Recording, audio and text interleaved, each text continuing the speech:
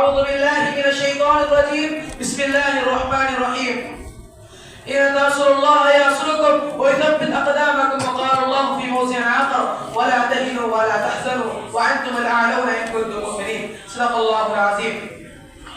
جب گلستان کو خوب کی ضرورت پڑی سب سے پہلے گردن ہماری کٹی.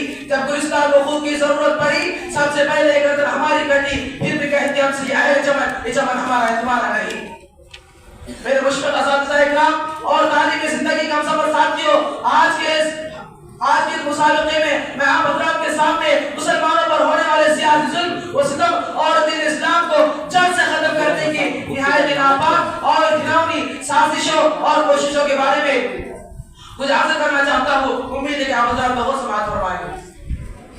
وہ ہندوستان جس کے حریت کے باغ کو مسلمانوں نے اپنے خون جگر سے سینچا تھا، وہ ہندوستان جس کے آزادی کے خاطر پہلنا آشنائے ساحل میں کود پڑے اور موجوں سے کھیلتے ہوئے منجھدار تک جا پہنچے. بے پناہ قربانیوں کے ذریعے سے پرواز چڑھایا تھا. آج اسی ہندوستان میں مسلمانوں کو طرح طرح کی اذیتیں و تکلیفیں دی جا رہی ہیں. مسلمان کے قلوب سے اسلام کی محبت کو ختم کرنے کی نہایت گھناؤنی اور ناپاک سازش کی جا رہی ہے. اس میں شک و شبہ نہیں کہ دنیا میں حق و باطل کا تصادم روز ازل ہی سے جاری ہے. ظالم و جابر، طاقتور و کمزور کی کہانیاں بہت قدیم ہے. پھر بڑے انسانیت پر ہی کئی بار بجلے گری ہے. باغ عالم میں کئی بار آندھی آئی ہے. وحشت و بربریت نے بارہا انسانیت کا پھول اچھا ہے اور حیوانات رنگ ناز کیا ہے. اس میں شک نہیں کہ ہم پر مصائب کے پہاڑ ٹوٹ رہے ہیں. ہم مظلوم و بے قصور کو ان فرقہ پرستوں نے اپنے ظلم و ستم کا نشانہ بنایا ہوا ہے. ہماری ماؤں اور بہنوں کی عزت و آبرو لوٹی جا رہی ہے. برادران ملت، جو تو ہندوستان میں کسی بھی دور میں مسلمانوں کو کوئی حامی نہیں تھا، لیکن جب سے ان فرقہ پرستوں نے ہندوستان میں جنم لیا اس وقت سے مسلمانوں کی رہی سہی سکون و چین سب کچھ چھن گیا.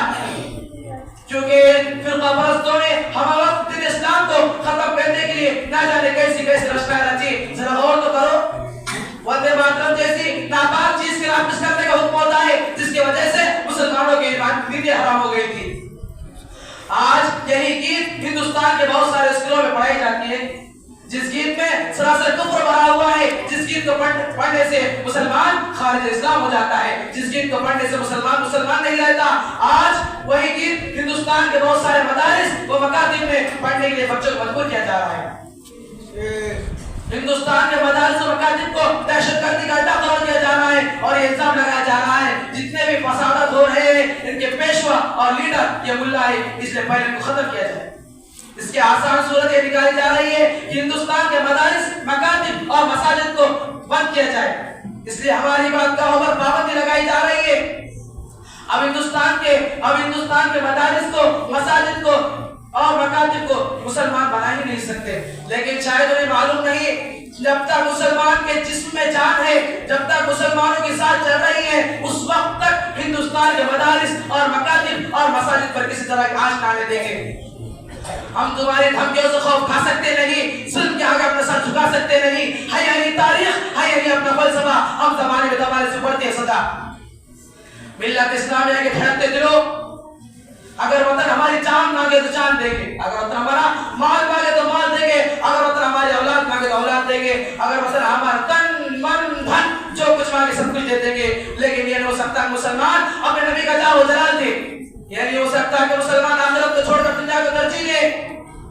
کیا آپ کو تاریخ یاد نہیں جب انگریزوں کا ظلم و ستم حد سے آگے بڑھا اور انہوں نے اسلامی قلعوں کو مسمار کرنے کی ناپاک کوششیں کی تو اس وقت سب سے پہلے شاہ ولی اللہ محدث دہلوی کے بیٹے شاہ عبدالعزیز نے سب سے پہلے میدان جہاد میں پیچھے کود پڑے اور افضل الجہاد کریم متحقق عند سلطان چائے کے جذبہ بے قرار سے شرشار ہو کر ہندوستان کے دار الحرب ہونے کا فتویٰ دیا اور ایک جنگ قائم کی اور اس بات کا عہد کر لیا کہ اب ہندوستان کے مسلمان غلامی کی زنجیروں کے ٹکڑے ٹکڑے کر کر ہی تن لیں گے، جس کے نتیجے میں مسلمانوں کو نہ جانے کن مسائب و مشکلات کے مراحل اور دشوار گھاٹیوں، نہ جانے مسلمانوں کو اس کے نتیجے میں مسائل و مشکلات کے کن گھاٹیوں اور وادیوں سے گزرنا پڑا. اس تاریخ کا المناک باب ہے. ٹہل نہ سکتے تھے، اگر جنگ میں آ جاتے تھے، پاؤں شیروں کے میدان سے اوپر جاتے تھے، مجھ سے سرشر وقت کوئی بگڑ جاتے تھے. تاریخ کیا چیز ہے ہم تو سمجھ جاتے تھے. برادران ملت، وہ ٹیپو سلطان کی حساب تھی جس نے بات کہی تھی کہ 1000 برس کی زندگی سچی، شیر ایک دن کی زندگی ہے۔ ایک شیر پر میں اپنی تقریر ختم کرتا ہوں۔ یہ بات آیا ہے دنیا پر ہم پھول بھی ہے تلوار بھی ہے، یہ بات آیا ہے دنیا پر ہم پھول بھی ہے تلوار بھی ہے، یا بس میں جہاں بہکائیں گے یا خوب نہا کر تم لیں گے۔ اور ہماری